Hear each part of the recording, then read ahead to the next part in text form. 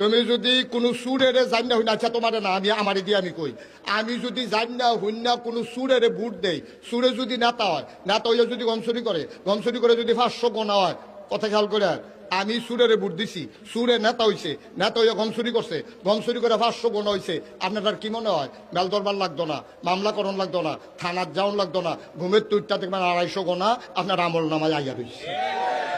কারণ আমি যদি ভোট না দিতাম, সুরে নেতা হয় না, সুরে নেতা না হইলে গমসুরি করে না, গমসুরি না করলে 500 গোনা হয় না, 500 গোনা না করলে আমার ভাগে 250 আইয়া না, গম ভাগে ফান আর না ফান, সুরের যদি ভোট দেন তে যদি নেতা হয়, গমসুরি করে 500 গোনা হইলে 250 যে ফাইবেন নিশ্চিত,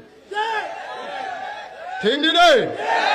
সুতরাং বুঝতে হইনা কারবার করেন, কারণ মাছ ধরিন্নার যাইবাক ডুলারা হইনারও হেইবা, হ্যাঁ তো চুরি করে যাইবা, আপনি ওই সুরের সুর বানাইয়া হেইবা, ঠিক কিনা কও? ওখান বুঝতে হইনা দেহ কারা কারা বিনা মেহনতে গোনা নিবা, খালি কোনো মতে ভুট্টা খিচ্ছা দিয়ে উঠতে থাকবা, সহালি উঠতে দেখবা গোনা আইয়া রইছে। এই সহজ কথাটাই অনেকে বুঝতে চায় না। আরে ভাই, আপনারা বলেন যে আমি একটা ভোট দিলাম, তাহলে এখানে আমার সমস্যাটা কি? না, আপনার মার্কা দেখে নয়, আপনার যোগ্য ব্যক্তি দেখে ভোট দিবেন। আমি বলবো না দাঁড়িপাল্লারা ভোট দেন, আমি বলবো না ধান শীষে দেন, আমি বলবো না রিক্সায় দেন, আমি বলবো না আপনারা শাপলাগুলি দেন।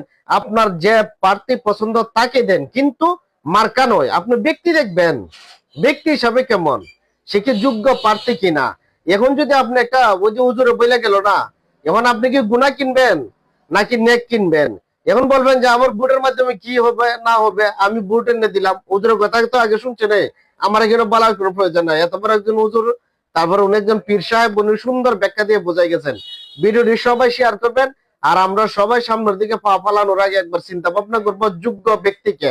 আমরা মার্কা দেখে নয়, যোগ্য দেখে ভোট দেবো ইনশাআল্লাহ।